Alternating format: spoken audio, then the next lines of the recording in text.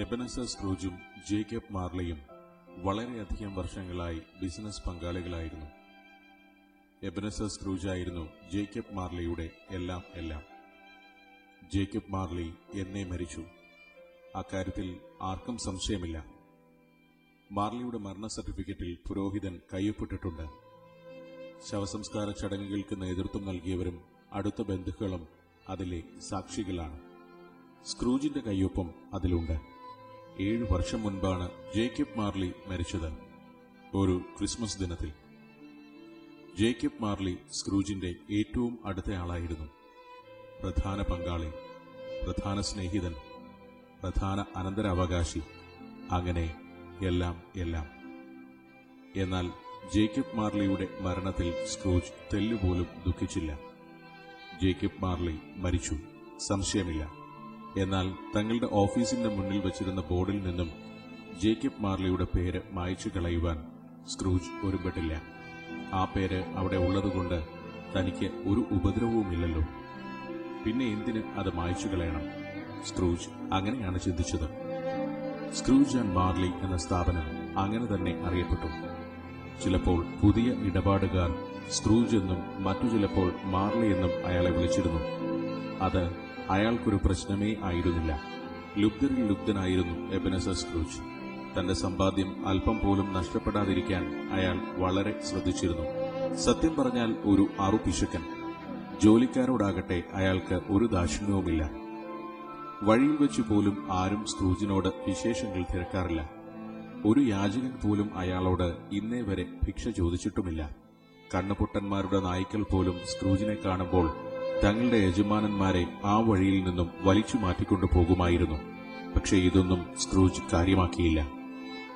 ആരും അടുത്തു വരാതിരിക്കുന്നതായിരുന്നു അയാൾക്കിഷ്ടം. ഒരു ക്രിസ്മസിന്റെ തലേ സായാഹ്നം സ്ക്രൂജ് പതിവ് പോലെ തന്റെ ഓഫീസിൽ തന്നെയാണ്. ജോലിക്കാരൻ ബോബും അവിടെയുണ്ട്. മരം പൂച്ചുന്ന തണുപ്പുള്ള ഒരു സായാഹ്നം.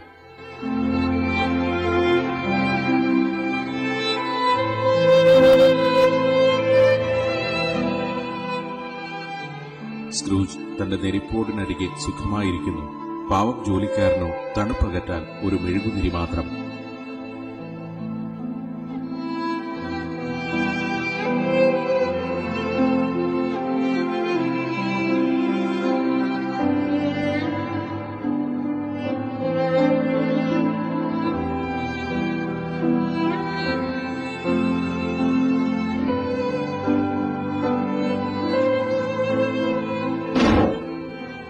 നീ ഇതുവരെ എന്തെടുക്കുകയായിരുന്നു? ഞാൻ ഏൽപ്പിച്ച ജോലി ഇതുവരെ ചെയ്തു തീർത്തില്ലേ? വെറുതെ ശമ്പളം വാങ്ങിയാ പോരാ, അതിനുള്ള ജോലിയൂടെ ചെയ്യണം. ജോലി ചെയ്യാതെ ഞാനൊരു ചില്ലി കാശ് പോലും തരേ. ക്രിസ്മസിന് അവന് ഔദിയും വേണം.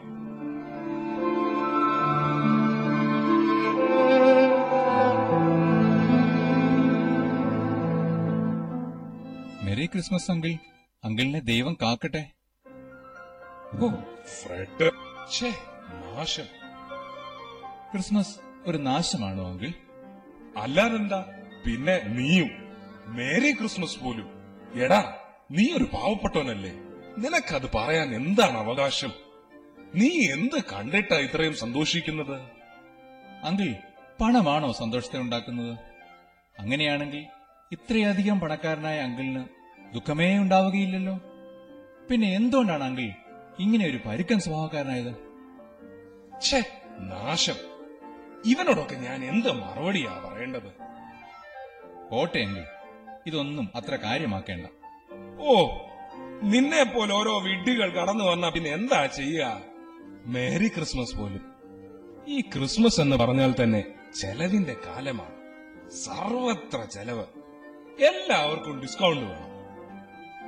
അല്പം പോലും ലാഭമുണ്ടാക്കാൻ കഴിയാത്ത സമയം. പണം ഉണ്ടാക്കാതെ എങ്ങനെ സന്തോഷിക്കുവാൻ കഴിയും? മേരി ക്രിസ്മസ് പറഞ്ഞ് നടക്കുന്ന ഓരോരുത്തരെയും ആവിയിൽ പുഴുങ്ങിയെടുത്ത് അവന്റെ നെഞ്ചത്തോരോ ക്രിസ്മസ് ട്രീയും കൊത്തിയിറക്കി നിർത്തണം. അതാണ് വേണ്ടത്. മേരി ക്രിസ്മസ് അത്രേ, മേരി ക്രിസ്മസ്. അങ്കിൾ, അങ്ങനെയൊന്നും പറയാതെ. ഇത്രയൊക്കെ വിഷമിക്കാൻ എന്തിരിക്കുന്നു? നീ പോ നിന്റെ ഇഷ്ടം പോലെ ചെയ്യും. എന്നെ വെറുതെ വിട്ടേ. ക്രിസ്മസ് എന്ന് പറഞ്ഞാൽ നിനക്ക് എന്ത് കിട്ടുമെന്ന് എനിക്ക് കാണണം. അങ്ങനെയല്ല അങ്കിൾ. എനിക്ക് സ്വന്തമായിട്ടൊന്നും നേടാൻ കഴിഞ്ഞില്ല. എങ്കിലും ക്രിസ്മസിന്റെ നന്മ, അതിന്റെ സന്തോഷം കണ്ടെത്താൻ എനിക്ക് കഴിഞ്ഞിട്ടുണ്ട്. ക്രിസ്മസ് ദയയുടെയും ക്ഷമയുടെയും സേവനത്തിന്റെയും ആഹ്ലാദത്തിന്റെയും സമയമാണ്. ആ ദിവ്യശിശുവിന്റെ ജനനത്തെക്കുറിച്ച് ഓർക്കുന്നത് തന്നെ എത്ര സന്തോഷമാണ്. ഓരോ ധനികനും പാവപ്പെട്ടവനെക്കുറിച്ച് ചിന്തിക്കേണ്ട സമയമാണിത്. എല്ലാവർക്കും നന്മ വരണമെന്ന് എല്ലാവരും ആഗ്രഹിക്കേണ്ട സമയം. കൈകൊട്ടുന്നു. ഒരു പ്രാവശ്യം കൂടെ കൈകൊട്ടാൻ ധൈര്യമുണ്ടോ നിനക്ക്? എങ്കിൽ നിനക്ക് ഈ പ്രാവശ്യം ജോലി നഷ്ടപ്പെട്ടവന്റെ ക്രിസ്മസ് ആഘോഷിക്കാം. നീ എന്താ നിന്നെക്കുറിച്ച് വിചാരിച്ചിരിക്കുന്നത്? ഒരു വലിയ പ്രസംഗകൻ വന്നിരിക്കുന്നു. നിനക്ക് എന്താ പാർലമെന്റിൽ പോകാൻ പറ്റാത്തത് എന്നാണ് എനിക്ക് അതിശയം. അങ്കിൾ, ദേഷ്യപ്പെടാതെ. ഞാൻ വന്നത് നാളെ ഡിന്നറിന് അങ്കിളിനെ ഞങ്ങളുടെ വീട്ടിലേക്ക് ക്ഷണിക്കാനാണ്. പിന്നെ വന്നത് തന്നെ. നിന്റെ ആ ദുരിതത്തിലേക്ക് ഞാൻ വരാൻ പോവുക. നീ ഒന്ന് പോകുന്നുണ്ടോ? അങ്കിൾ, ഇത്രയധികം പിടിവാശി കാണിക്കരുത്. ഞാൻ അങ്കിളിനോട് ഒരിക്കലും വഴക്കുണ്ടാക്കിയിട്ടില്ലല്ലോ. പിന്നെ എന്തിനാണ് ഇത്ര ദേഷ്യം? ക്രിസ്മസ് എത്ര ആഹ്ലാദകരമായ അനുഭവമാണ്.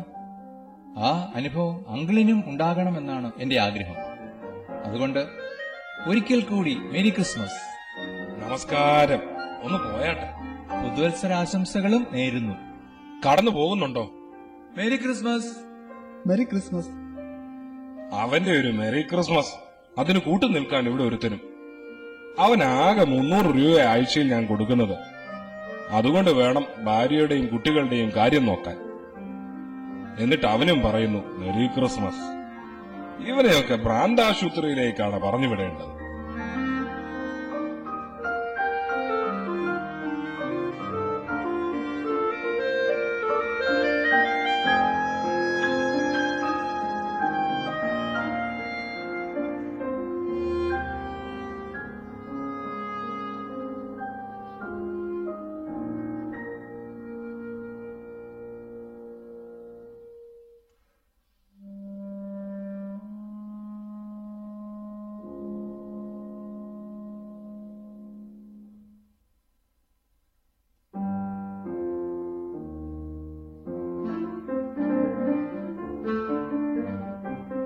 Scrooge and Marley. താങ്കളെ സ്ക്രൂജ് എന്നാണോ മാർലി എന്നാണോ വിളിക്കേണ്ടത്? മാർലിയോ? അയാൾ മരിച്ചിട്ട് 7 വർഷമായി. 7 വർഷം. അതും ഇതുപോലൊരു ക്രിസ്മസ് രാത്രിയായിരുന്നു. ഞങ്ങൾ അടുത്തുള്ള ഒരു അനാഥാലയത്തിന്റെ നടത്തിപ്പിന് വേണ്ടി എന്തെങ്കിലും സംഭാവന ലഭിക്കുമോ എന്നറിയുവാനാണ് വന്നത്. അവർക്ക് അവിടെ അത്യാവശ്യ സൗകര്യങ്ങൾ പോലുമില്ല. താങ്കൾ എന്തെങ്കിലും സഹായം ചെയ്യണം.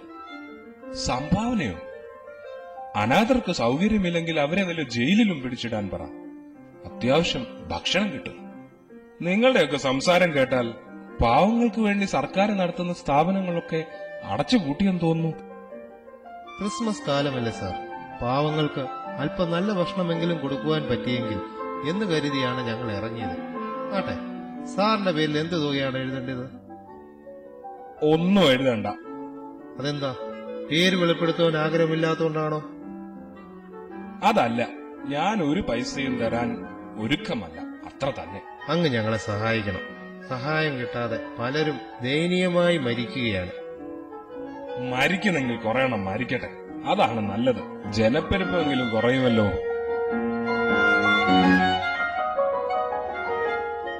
വരൂ, നമുക്ക് പോകാം. ഇയാളോട് സംസാരിച്ചിട്ട് കാര്യമൊന്നുമില്ല. ഹ, കൊള്ളാം. അത് തന്നെയാണ് നല്ലത്. പണം വേണമത്രേ, പണം പണം.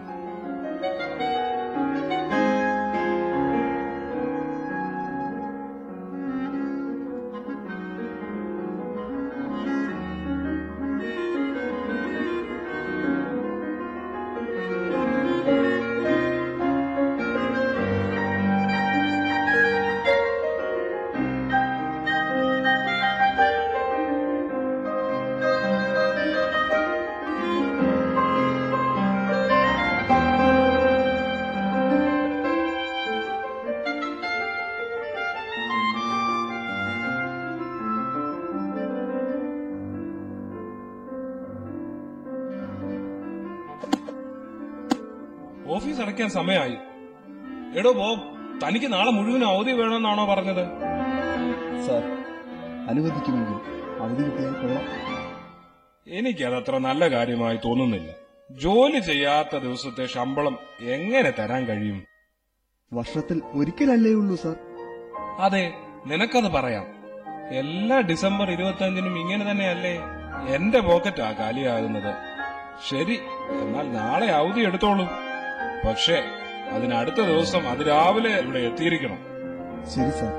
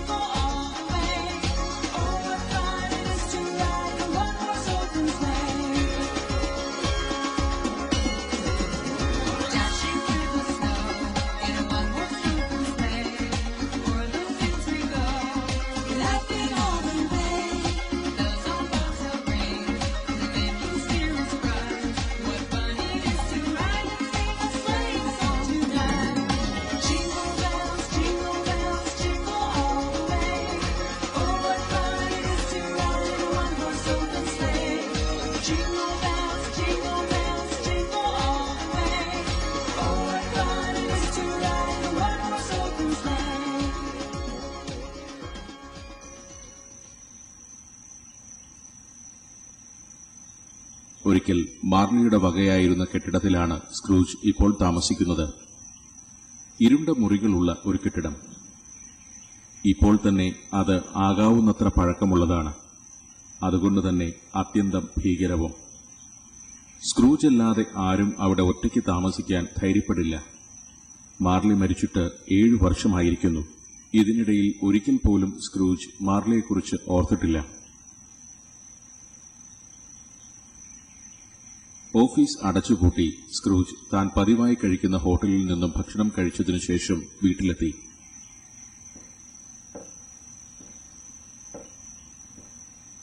അങ്ങനെ വീടെത്തി.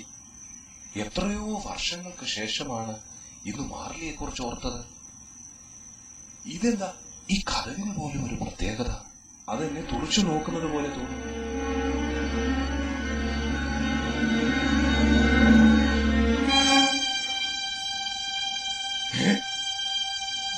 ഇത് മാർലിയുടെ മുഖം പോലെ തോന്നുന്നു.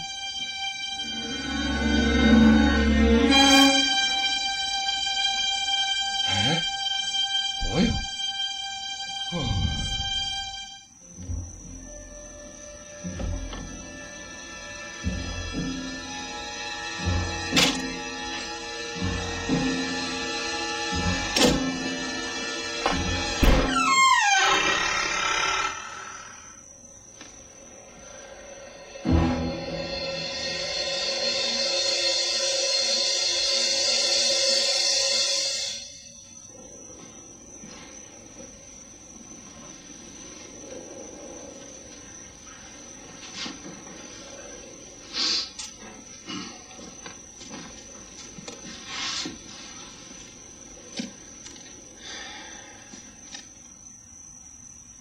എല്ലാം എന്റെ തോന്നൽ മാത്രമാണ്. ഇവിടെ എങ്ങും ആരുമില്ല. അല്ലെങ്കിലും 7 വർഷം മുമ്പ് മരിച്ച മാർലി എങ്ങനെയാണ് ഇവിടെ എത്തുന്നത്? ഹോ, ഞാൻ ക്ഷീണിച്ചിരുന്നിട്ടാണ് ഇങ്ങനെയൊക്കെ തോന്നുന്നത്. ഇനി അല്പനേരം വിശ്രമിക്കാം.